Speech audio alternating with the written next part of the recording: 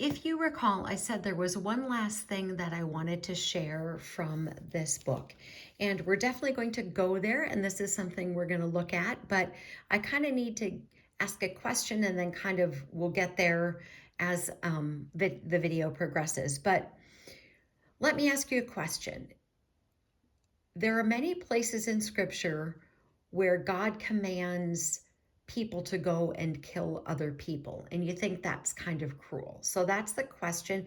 Have you thought much about that? And here's why I'm kind of laying that as our foundation here. So we went through Enoch 1. I reference that a lot when I talk about abortion because it says that the fallen angels taught man how to smite the embryo in the womb that it would pass away.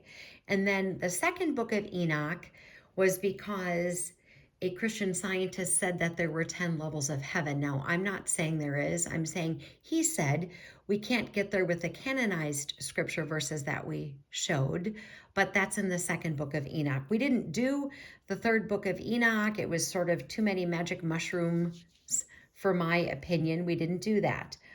So we know from this book that it told us that there were 600 scrolls, these ancient texts. And from these pieces, we can put together these stories, and we now have these non canonized books. So in here, it mentions, as you can see, angels, watchers, the Nephilim. And then here it says the book of the fallen angels, the watchers, and the origins of evil. So when going through that section of it, this was something that came to mind. So I've done this. I sort of lump all of that fallen angels into the same category. I've done this in the past.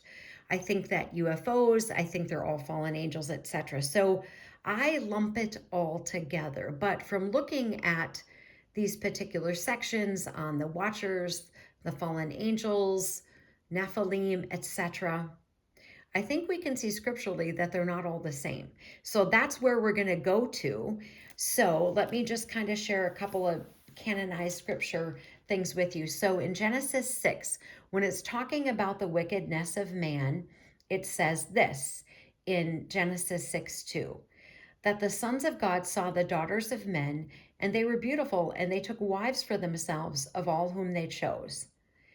Then it goes on to say in verse 4, there were giants on the earth in those days and also afterward, when the sons of God came into the daughters of men, and they bore children of them.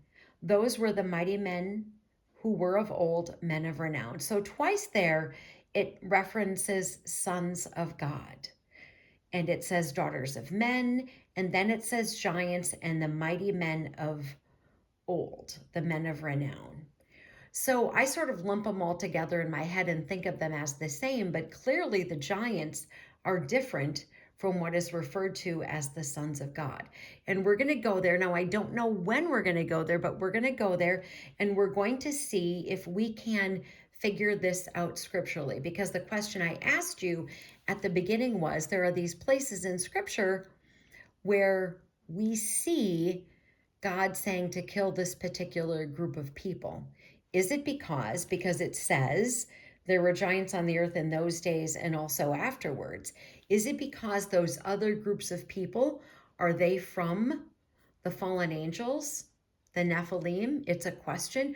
We're going to see if we can get there from the scriptures. I don't know when we're going to start this, but this is something that we will be looking at. So as soon as I have it ready, I will happily present it to all of you.